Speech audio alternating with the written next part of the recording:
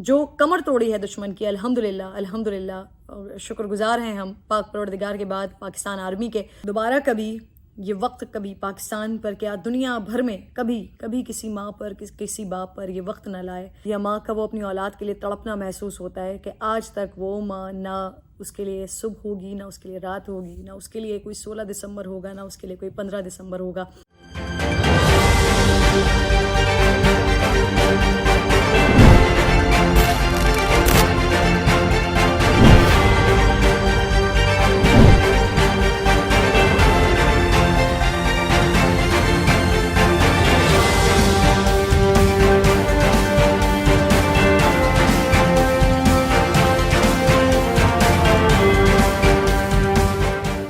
السلام علیکم، یوٹیوب پر آپ دیکھ رہے ہیں دا کرن ناز شو۔ میں ہوں کرن ناز۔ آج 16 دسمبر کی تاریخ، بڑی تکلیف دہ تاریخ تمام پاکستانیوں کے لیے، کہ ایک طرف سقوط ڈھاکہ ہوا اور دوسری طرف 2014 میں سانحہ APS ہوا۔ وہ تکلیف دہ دن، وہ تکلیف دہ سانحہ، وہ بربریت، وہ ظلم، وہ ایسا ظلم تھا، وہ ایسی بربریت تھی، وہ ایسا تکلیف دہ وقت تھا کہ جس کی شدت آج تک محسوس ہوتی ہے۔ جب یہ دن آتا ہے تو یہ صبح سے ہی اداسی لے کر آتا ہے۔ وہ تمام واقعہ، وہ تمام سانحہ، جو کچھ وہاں ہو رہا تھا، اور اس وقت میں خبریں پڑھا کرتی تھی، تو وہ سب کچھ جیسے جیسے سامنے آ رہا تھا، اور وہ اس کے بعد جیسے جیسے دن گزرتے گئے اور جو مزید واقعات، جو سانحات، جو تکلیف دہ چیزیں سامنے آتی رہیں، تو آج 6 سال گزر جانے کے بعد بھی وہ ساری چیزیں ذہن میں آ جاتی ہیں، وہ تکلیف ذہن میں آ جاتی ہے۔ اور اس وقت غیر شادی شدہ تھی، صاحب اولاد نہیں تھی، لیکن آج صاحب اولاد ہوں۔ تو آج اب جو پچھلے 3 سال سے جب یہ دسمبر 16 دسمبر آتا ہے، تو اب وہ ماں کی وہ تکلیف محسوس ہوتی ہے، ماں کا وہ اذیت ناک لمحہ، یا ماں کا وہ اپنی اولاد کے لیے تڑپنا محسوس ہوتا ہے کہ آج تک وہ ماں نہ اس کے لیے صبح ہوگی، نہ اس کے لیے رات ہوگی، نہ اس کے لیے کوئی 16 دسمبر ہوگا، نہ اس کے لیے کوئی 15 دسمبر ہوگا۔ اس کے لیے تو وہی ایک شدت، وہی ایک تکلیف، وہی ایک اذیت ہوگی کہ کس طرح سے اس نے اپنے بچے کو جب اسکول بھیجا ہوگا، صبح جس چہرے کو اس ماں نے دھلایا تھا، جب شام کو، رات کو، اگلے دن یا کچھ دنوں کے بعد جب وہ اس کو ملا، تو وہ خون میں نہلایا ہوا چہرہ تھا۔ جب باپ نے خدا حافظ کہا ہوگا دروازے پر، تو وہ بچے کا آخری دیدار تھا والد کے لیے، وہ آخری خدا حافظ تھا۔ وہ لنچ جو امی نے پیک کر کے دیا تھا بچوں کو، اس کی جو خوشبو ہوگی، اس کی تازگی جو ہوگی، اس کو بارود کی بو میں بدلا ان ظالموں نے، ان بدبختوں نے۔ بڑا تکلیف دہ سانحہ ہے۔ اللہ تعالیٰ سے دعا ہے کہ وہ والدین، وہ مائیں،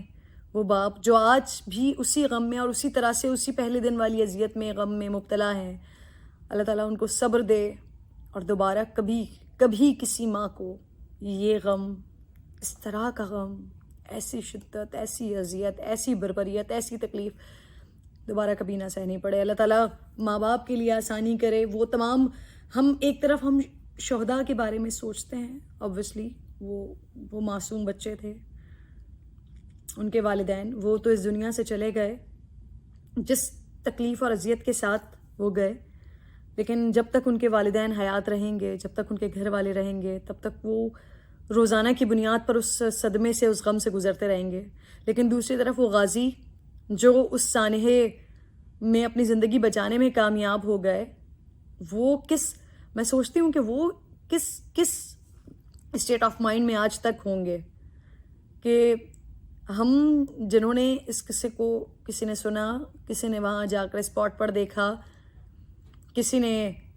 خبر پڑھی، کسی نے اس کی فوٹیجز دیکھیں، کسی نے پکچرز دیکھیں، لیکن وہ لوگ جنہوں نے براہ راست اپنی آنکھوں سے یہ سب کچھ دیکھا، وہ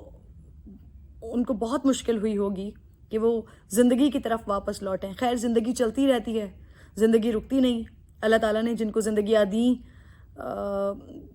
جن کو حیاتی دی، وہ یقیناً اپنی زندگی گزار رہے ہوں گے، لیکن جس ایک ذہنی اذیت میں جب یہ واقعہ، جب یہ سانحہ یا جب یہ بات ان کے سامنے آتی ہوگی تو وہ کس ذہنی اذیت سے گزرتے ہوں گے، اس کا اندازہ لگانا بھی بہت مشکل ہے. تو ہم تمام لوگوں کو دعا کرنی چاہیے کہ اللہ تعالیٰ ان تمام لوگوں کے لیے آسانی کرے، بہت آسانی کرے.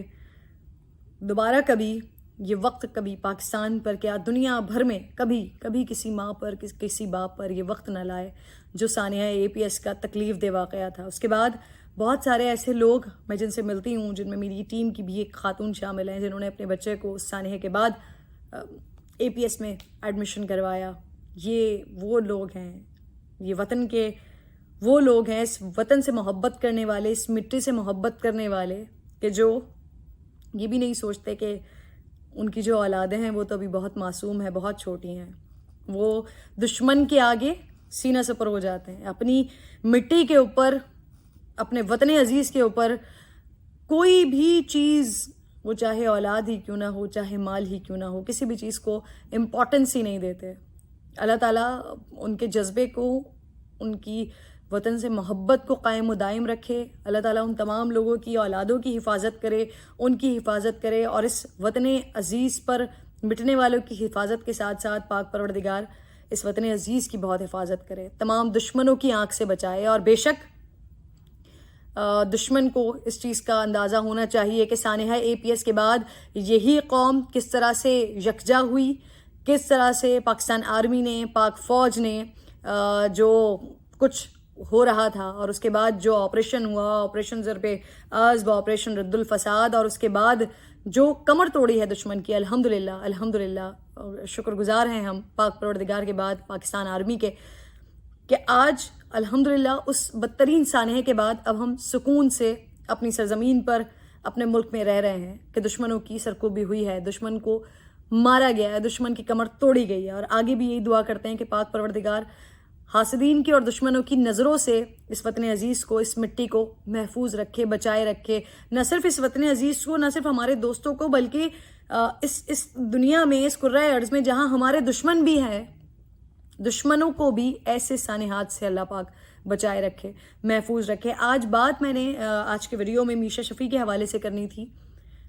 میں کنفیوز ہوں کہ میں سانحہ APS کی بات کر رہی ہوں، اس میں اس واقعے کو جو میشا شفیع اور گلوکار علی ظفر کا واقعہ ہے اس کو ایڈ کرنا چاہیے، اس کو جوڑنا چاہیے یا نہیں. تو فائنلی میں اب اس نتیجے پر پہنچی ہوں کہ اگلی ویڈیو میں انشاءاللہ ہم اس ٹاپک پر بات کریں گے. میشا شفیع صاحبہ اور علی ظفر والا جو کیس ہے پچھلے 2 سال سے چل رہا ہے، اس میں کس کو اللہ نے عزت دی ہے، کس کو اب ذلت کا سامنا کرنا پڑا ہے، اگلی ویڈیو میں نے یہ بات کرنی ہے. لیکن ایک بار پھر جاتے جاتے آپ لوگوں سے گڈ بائی کرتے کرتے آپ تمام لوگوں سے کہوں گی، ریکویسٹ کروں گی کہ اپنی اس مٹی سے، اپنے وطن سے محبت کیجئے، اس سے وفاداری کا حق ادا کیجئے. وہ معصوم بچے جن کو ابھی شاید وفاداری کا مطلب بھی نہیں پتا تھا، جن کو حب الوطنی کا شاید مطلب بھی نہیں پتا ہوگا، انہوں نے اس مٹی کے لیے قربانی دے دی. وہ بچے اس دنیا سے چلے گئے. تو ہم تو جیتے جاگتے وہ لوگ ہیں کہ جو جب اپنے ضمیر کو جھانکیں گے، جب اپنے اندر جھانکیں گے تو ہمیں اندازہ ہوگا کہ یس،